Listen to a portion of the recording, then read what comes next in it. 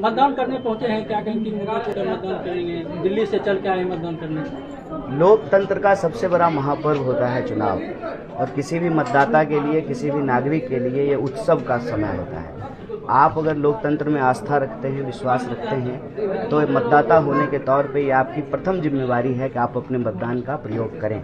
मेरे लिए हर्ष का विषय है, वोट गिराने के लिए ही सही घर आने का मौका मिलता है, घर वालों से मिलते हैं, गांव वालों से मिलते हैं, उस जगह पे खड़ा होकर के वोट गिराने जा रहे हैं जिस स्कूल में हमने अपनी पढ़ाई की है, अपना बचपन बिताया है। तो हमारे लिए इस भूमि का एक नॉस्टैल्जिक वैल्यू भी है, एक इमोशनल वैल्यू भी है, और एक पॉलिटिकल इम्पोर्टेंस भी है। पॉलिटिकल इम्पोर्टेंस इसलिए है कि बेगूसराय में इंडिया गठबंधन बना है, जो पिछली बार 2019 में नहीं बन पाया था। तो आरजेडी, कांग्रेस, सीपीआई सब लोग साथ में चुनाव लड़ रहे हैं, साहनी जी की भी पार्टी है साथ में। तो मेरे ख्याल से बड़ी उम्मीद है, जो बदलाव हम लोग 19 में करना चाहते थे उस बदलाव से हम लोग चूके हैं। मुझे भरोसा है कि बेगूसराय के जो शुद्धी मतदाता हैं इस बार वो बदलाव करेंगे। ये मूड जो है उनका दिख रहा है, ये मन उनका दिख रहा है, और सिर्फ बेगूसराय से नहीं, बिहार में और पूरे देश में इंडिया गठबंधन की एक लहर है। और जो बात 400 से शुरू हुई थी एनडीए के द्वारा, वह बात जो है आप काफ़ी फीका जो है होता हुआ नज़र आ रहा है। और ज्यों-ज्यों एक चरण, 2 चरण, 3 चरण, चौथा चरण बीत रहा है, मुझे लगता है कि एनडीए की सरकार नहीं बनेगी, इंडिया अलायंस की सरकार बनेगी। पीएम आया है पटना में, 2 दिन से हैं, इस पर आप क्या? और चुनाव में आते हैं, कोविड में आए थे जब लोग मर रहा था बिहार में, जब गुड़गांव से दिल्ली पैदल लोग चल करके बिहार आ रहा था तब नहीं आए थे। चुनाव है, क्यों नहीं आएंगे? क्योंकि चुनाव जीतेंगे तो प्रधानमंत्री बनेंगे, और वो प्रधानमंत्री बनेंगे तो उनका जो भतीजा है वो बीसीसीआई का सेक्रेटरी बनेगा। तो मेहनत कर रहे हैं अपने भतीजा के लिए, अपने जो है दोस्त के लिए, देश के लिए। तो जो है ये बड़ी चिंता की बात है कि बिहार की धरती कब से जो है इस बात को मांग रही है कि आप बिहार को विशेष राज्य का दर्जा दीजिए। और नीतीश जी है, माननीय नीतीश जी ने यह कहना शुरू किया था। तो नीतीश जी तो अब अलायंस में भी हैं मोदी जी के साथ में ही जो है घूम रहे थे रोड शो में, तो कान में पूछ लेते नीतीश जी कि सर अब तो दे दीजिए बिहार को विशेष राज्य का दर्जा।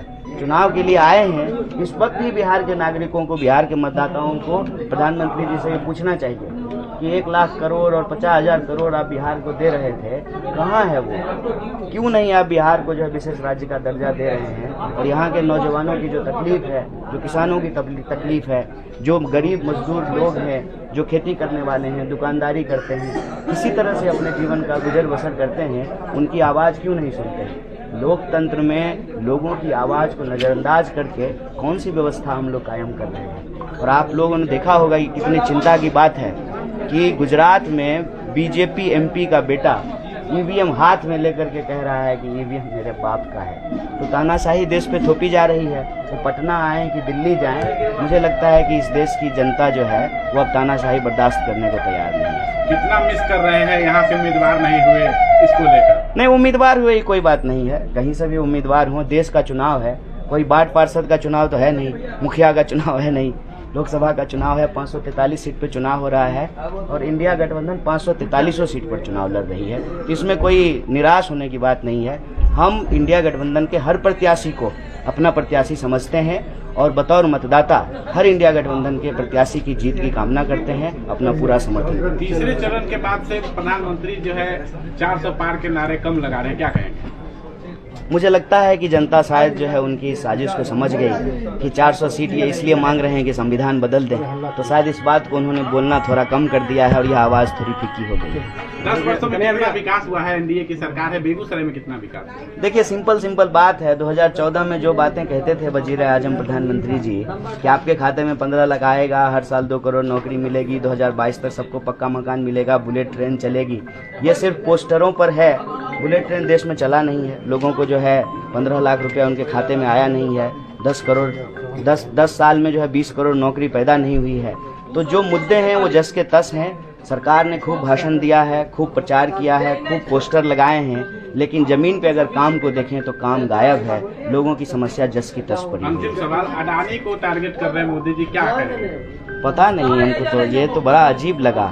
मेरा उस पर सिंपल एक बात है कि अगर मोदी जी को पता है, अव्वल तो पता कैसे है उनको कि टेम्पो में पैसा जाता है, अगर पता है तो फिर वो टेम्पो पकड़ क्यों नहीं रहे हैं? चलिए, टेम्पो अगर नहीं पकड़ पा रहे हैं तो ईडी और सीबीआई वहाँ क्यों नहीं जा रहा है? प्रधानमंत्री जी कभी कभी भूल जाते हैं कि वो प्रधानमंत्री हैं और विपक्ष की तरह बात करने लगते हैं। साहब आप ही देश चला रहे हैं, ईडी सीबीआई आप ही के पास है, इनकम टैक्स आप ही के पास है, तो जो ये आरोप लगा रहे हैं आप, आरोप लगाने की क्या बात है?